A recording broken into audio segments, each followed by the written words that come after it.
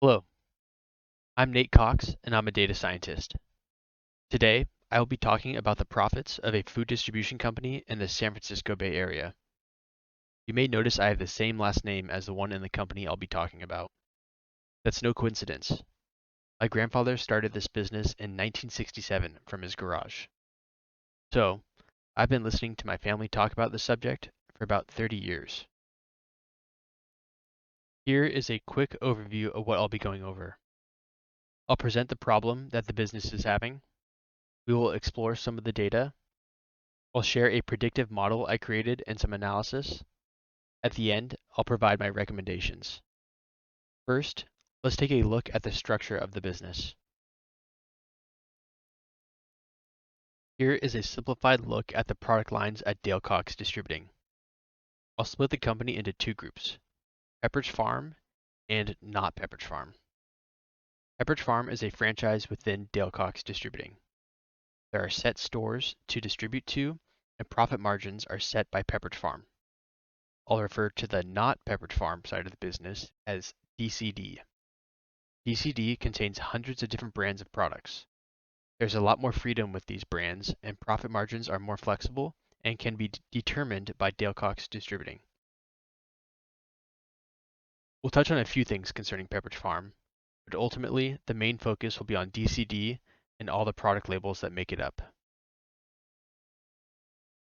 The Pepperidge Farm franchise has been having supply issues. Less product to distribute has caused the profits of Dale Cox Distributing to decrease. I plan to answer the question, how can these lost profits be recovered? Gathering the data to try and solve this problem was the first challenge I faced.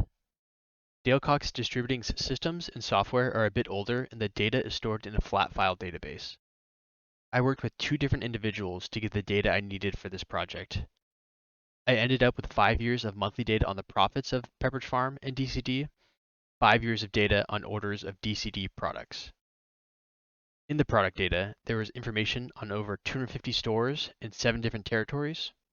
There are over 50 different product types and around 2,000 unique products. Here is a look at the monthly gross profits from Pepperidge Farm and DCD products. Both product lines saw increases in profits in 2020. The main contributor to that was COVID. With restaurants being closed or reduced to takeout only, people had to rely on grocery stores even more for their meals, snacks, and desserts.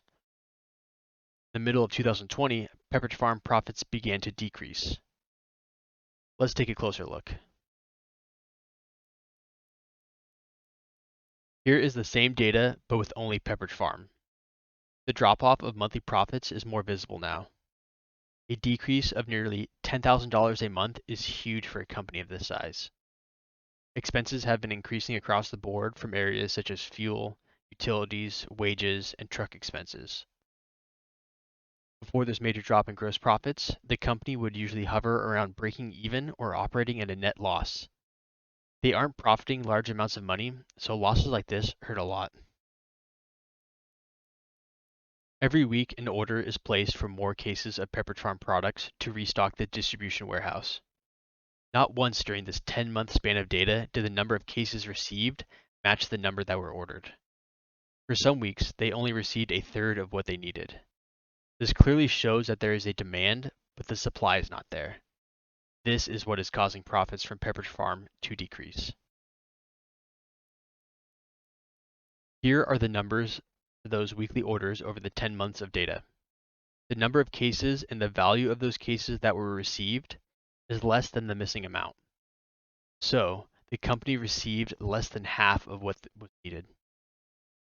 The estimated profits that were lost from this was almost $350,000. So, the issues with profits have everything to do with Pepperidge Farm and not Dale Cox Distributing. To make up for these losses, I want to focus on DCD. Here is a look at the monthly gross profits of the product lines that make up DCD. After the spike in profits that came with COVID, the numbers began to decrease. I want to make sure this trend doesn't continue. Let's explore what makes up DCD a little closer. These are the top 10 product types based on the number of orders received. Chips and candy clearly dominate the types of foods being distributed. Not all products from DCD are food.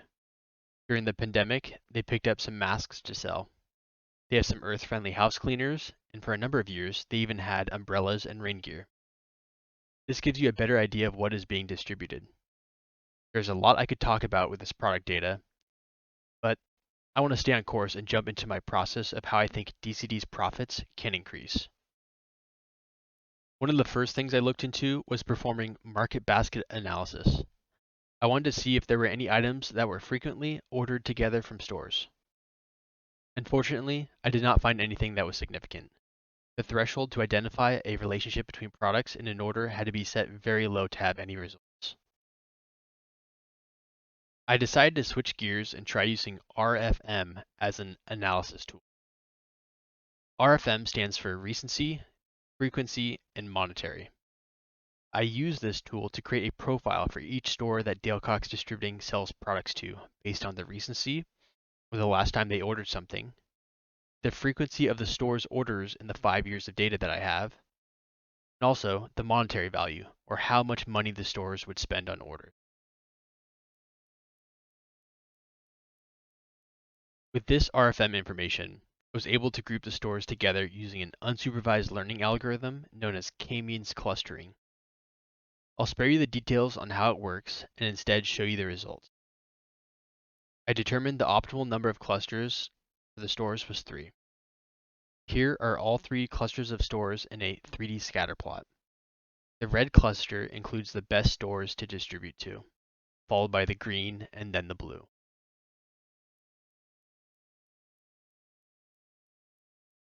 I decided I wanted to focus on the red and green clusters. The stores in these clusters had more recent orders, ordered more frequently, and spent more on orders. To increase profits from orders from these 2 clusters of stores, I now had to look at products. I broke down products into 2 groups. Products that Dale Cox Distributing had control over, and top-selling products. Some of the items sold by Dale Cox Distributing are products where they own the label or they are the only distributor. I felt these products are the best ones to go after because there's no competition from other distributors and they have complete control over the profit margins. Along with the controlled products, I wanted to look at the top selling products. One issue with these is that some stores might be already carrying these items because another distributor is selling them. I will look into them, but ultimately someone will have to check individual stores to see if each of these items are already there. So, I created a profile for each store using RFM. I also had monthly data for the stores that ordered each product. I knew I wanted to target the stores that weren't ordering products. I decided I would treat this as a regression problem and try and predict how much product a store would order in a month. I created and tested 5 different types of models. I ended up using a XGBoost regressor for my production model because it performed the best. Features of the model were recency, frequency, and monetary value of a store's orders. The target, or thing I was trying to predict, was the quantity of product a store would order in a month. I trained the model on the stores that ordered the product. Once the model was trained, I then would take the stores that were not ordering this product with their RFM information and predict how much those stores would order. Once I had my predictions, I could then sort the stores based on the predicted quantity ordered. This would list the stores in order from best to worst target when determining which stores to attempt to push more products to. This process was repeated for each of the 7 product labels that Dale Cox Distributing has control over, as well as some top-selling products. I judged my model's performance on the RMSE, or root mean squared error. You can think of these numbers as being the quantity of a product. The baseline that I was trying to beat would be predicting the average quantity in the dataset for every order. The lower the number, the better. So, each of my models beat the baseline, but nothing spectacular. The real value of my model was how it acted as a recommender. I fed it the information about the stores, and it would give me those predictions on how much product a store would order in a month. This allowed me to sort all those stores in those two clusters I showed you all previously. Here is an example of what my model would produce. These are the top 5 stores that should be targeted to sell La Mornita chips. It's pretty simple. Stores that have ordered more recently, more frequently, and spend more money on orders are at the top of the list. I looked at the potential profits my work could generate. For each of the 15 products I made predictions on, I took the top 3 stores and calculated the profits they could have generated the previous year. Selling these products in those stores would have been a $26,000 or 2.2% increase in profits for 2021. I feel like these are conservative predictions considering there are many more products to look at and stores to sell to. There are a couple things I created that I want to hand over. I've created an Excel workbook with multiple sheets. Each sheet is for a product. On each sheet, I have the information from my predictions. The stores are ordered from best to worst stores to target for distribution of a product. I have also created a Tableau dashboard for the company to allow them to further explore the data themselves. Here, we're looking at DCD product sales. You can break things down by territory, stores, product type, or product. Let's see, we can look at San Francisco. Everything changes. Maybe you just want to look at La Mornita chips, see what stores are selling those. And then you can look at the gross profits. Same thing, you can look at territories, or this time you can isolate just DCD products or Pepperidge Farm. So let's look at Pepperidge Farm. Everything changes.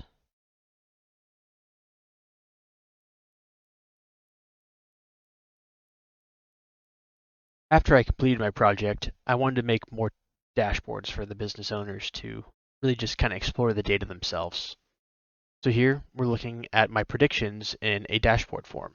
So these are the stores to target for top products. You can break things down by territory, search for store names, or look at specific products I made predictions on. When you highlight over a store, you can see other products that the store would be predicted to order a lot of.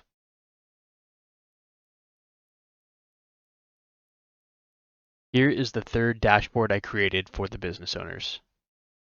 This has a map of all the stores Dale Cox Distributing sells to. The bigger the circle, the higher the gross profit. You can isolate specific territories, product lines, or cycle through the years. So you want to look at just DCD products, see how those are doing? The map changes. Maybe you just want to look at Pepperidge Farm.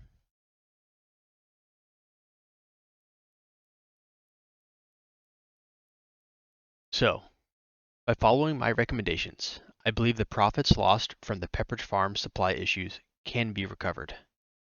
My first recommendation would be some upgrades for Dale Cox Distributing. Although I was able to retrieve the data needed, it was not easy. Upgrading the database, systems, and software would allow for more access to the data for better analysis. With more analysis, I believe more profits can be generated. My second recommendation is to push the 7 controlled labels to more stores. I have provided the stores to target for each product.